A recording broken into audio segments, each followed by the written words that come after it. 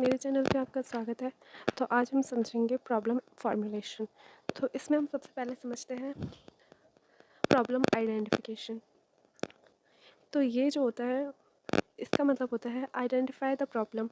इसके 3 rule set हैं। Problem formulation के 3 रूल सेट हैं: problem identification, literature review, research questions and 4 है, स्कोप एंड ऑब्जेक्टिव्स। तो इसमें प्रॉब्लम आइडेंटिफिकेशन में हमें सबसे पहले आइडेंटिफाई करनी होती है प्रॉब्लम्स को।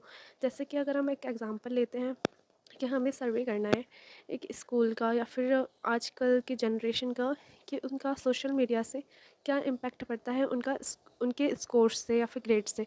मतलब जो वो सोशल मीडिया यूज़ करते हैं या फिर वो फ़ोन यूज़ करते हैं, उनकी जो लिमिट रीच होती है, टाइम जो होता है, वो डिपेंड करता है कि उनका स्कोर कैसा आ रहा है या फिर उनके ग्रेड्स कैसे आ रहे हैं पढ़ाई में, स्टडी में।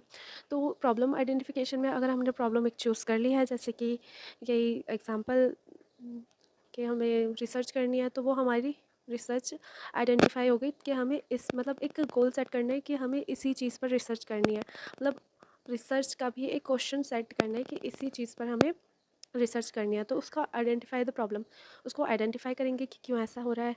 फिर लिटरेचर रिव्यू, फिर प्रीवियस रिसर्च और रिपोर्ट्स देखेंगे कि पहले पहले और अब इसमें क्या डिफरेंस है। मतलब पहले के जो बच्चे होते थे, उनका रिकॉर्ड कैसा होता था रिपोर्ट कार्ड या फिर ग्रेड्स में, और अब की जनरेशन का रिकॉर्ड कैसा होता है। रिसर्च क्वेश्चन एंड डेवलपमेंट, तो जो हम सर्वे लेंगे, जो सर्वे हमने ले लिया है, उसके बाद जो उसमें प्रॉब्लम्स ज़्यादा दिखती हैं कि क्यों बच्चे इन्वॉल्व हो रहे हैं बहुत ज़्यादा फ़ोन में, सोशल मीडिया में क्यों इन्वॉल्व हो रहे हैं, उसका रीज़न क्या है। उसके कई रीज़न हो सकते हैं, जैसे कि जनरेशनल गैप हो सकता है, जैसे कि या फिर ऐसा भी कह सकते हैं कि आजकल एडवांस टेक्नोलॉजी है तो उसकी तरफ ज़्यादा अट्रैक्ट हो रहे हैं बच्चे। या फिर ये भी कह सकते हैं कि आजकल के जो पेरेंट्स होते हैं, वो बहुत मतलब हाउसवाइफ मॉम या फिर पेरेंट्स अपने बच्चों पे ज़्यादा ध्यान नहीं दे पाते, इसलिए भी कुछ बच्चे ज़्यादा इन्वॉल्व होते हैं फ़ोन में, और वो जॉब की वजह से साथ में रह नहीं पाते, तो वो फ़ोन में ज़्यादा अट्रैक्ट होते हैं। और अगर हम दूसरा एग्जांपल लेके, जैसे गेमिंग वगैरह, जो बच्चे जो जॉब नहीं भी करते हैं, तो उसमें क्या होता है कि गेमिंग से या फिर किसी भी चीज़ से ऐसे अट्रैक्ट होते हैं, वो हमारा माइंडसेट ऐसे उसकी तरफ बहुत ज़्यादा अट्रैक्टिव हो जाता है, गेमिंग के या फिर सोशल मीडिया के टुवर्ड्स।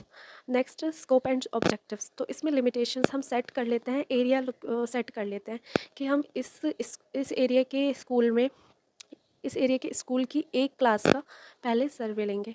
तो ये हम लिमिटेशंस में सेट कर लेते हैं कि इसमें हमें ये सर्वे लेना है। देन हम आते हैं